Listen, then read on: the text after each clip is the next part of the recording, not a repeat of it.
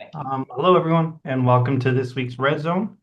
This week, I'll be demonstrating a check for duplicates across multiple projects, external module. A couple things to note, though, with this external module, its sole intention is to pretty much check across, let's say if you have two, three projects, and if you're looking to ensure that you compare any, similarities, whether that be if they share an MRN for a particular participant or an email or even a participant ID, that's the whole purpose of this external module to capture that for you rather than you creating a report. It will kind of do all of that work for you. Um, it just, as I mentioned, it is really useful when it comes to multi-site or multi-phase research, where the same individual might show up. So if that's the case for your project, I think this really will benefit you. So kind of to start off with any external modules. So when you go into your project, you're just going to scroll down here where you see this external modules section here. You go ahead and click on Manage. And then to enable any external module, I know this is different for anyone viewing this outside of the university where your administrator might not have this enabled for you, but for the University of Arizona, in our institution, we do have this. So to enable a module, just simply click here. You'll then search the external module. As I mentioned, this one is check for duplicates, which we already have it enabled so it wouldn't populate. But once you've clicked enabled, your external module will pop up here. It's not going to automatically be configured for you, but with any external module, it's always highly recommended just to view the documentation, just so you can kind of read what it does, especially how to configure it. It'll give you a roadmap for that. So I already kind of pulled it up for you, but we'll go through this, but I highly recommend just for you to kind of read through it. The good thing with this external module, it's not fairly complex or anything. It's fairly simple. So it'll kind of just show you, you'll configure it. You're going to upload, and I'll just show you rather than just reading that documentation for you. So when you have that, you'll go ahead and click on configure. I've already kind of pre-configured this. So you'll select your first project that you're looking to kind of compare your data set, and then you'll select your second one.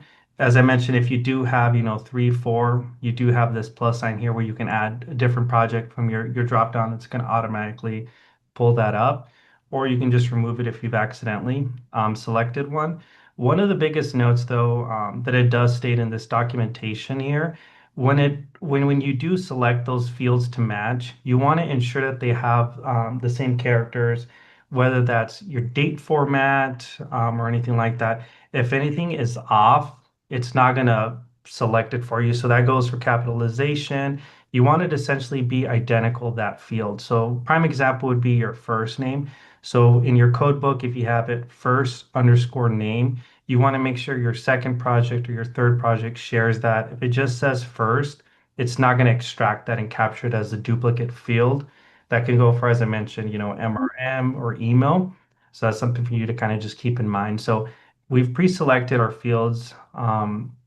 First name, I would just recommend this. So your first name and last name would not be, good options, especially with last name. For example, my last name is Garcia, fairly common last name, especially state of Arizona. So if there's, we have that set up with it, it's going to populate a lot of duplicates with that, but you can have it set up for date of birth. Email address, I feel like is a really good one.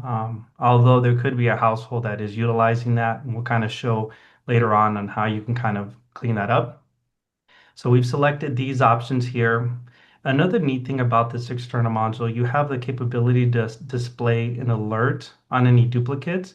So we have it enabled and you can kind of customize what you want that message to state. So as you can see here, our alert message on duplications, we just have it stating just default. A record does exist with it. You can, put whatever text you'd like, especially if you do have this set up as a survey.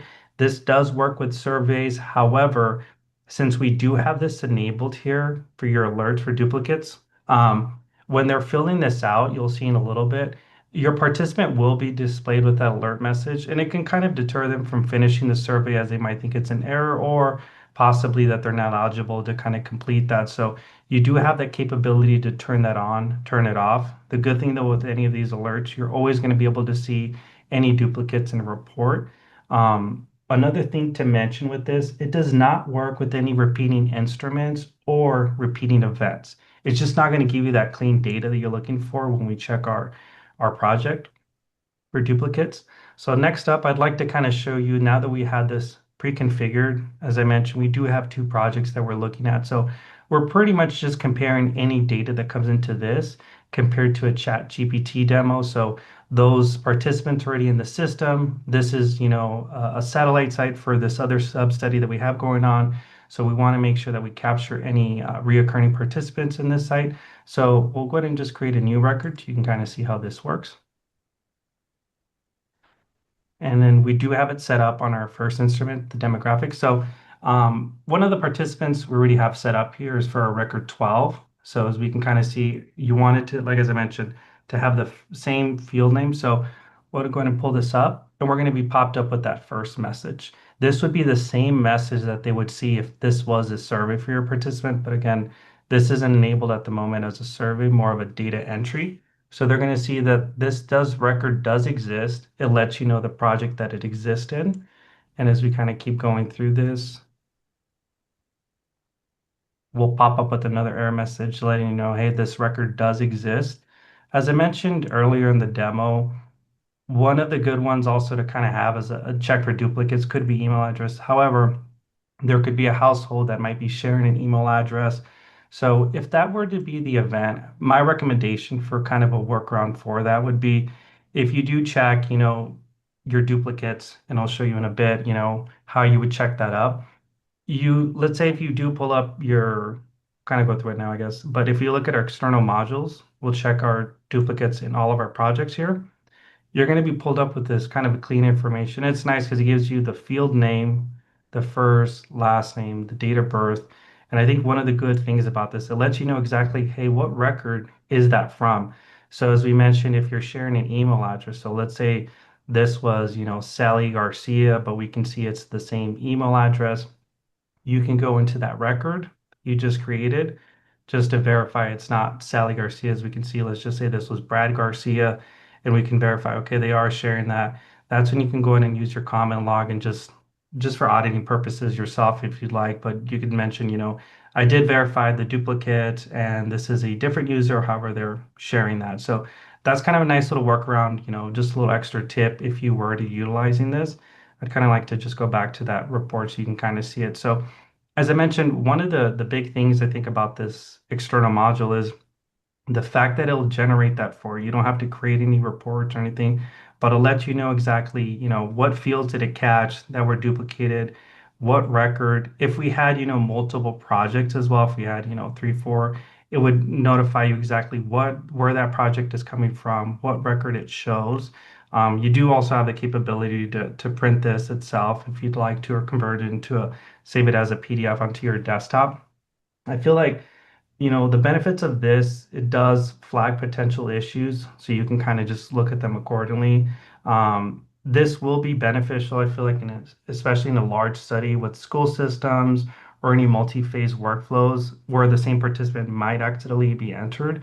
This is a good external module that can kind of help you populate that information. As I mentioned, though, it does not work on any repeating instruments or events. I'd like to actually show you that quickly. It will show you that they're duplicates, but it's not going to give you that clean data set that you can see exactly, okay, where are they coming from? So just to kind of demonstrate what that looks like.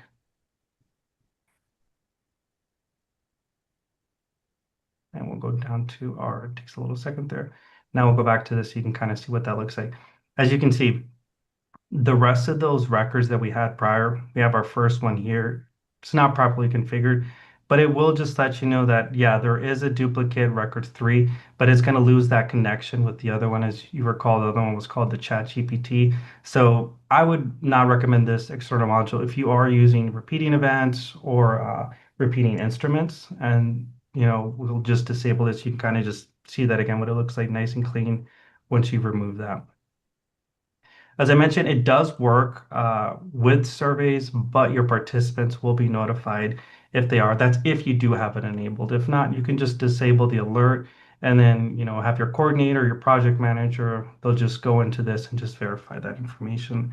But with that covers this external module, and I'll open up for any questions you guys might have.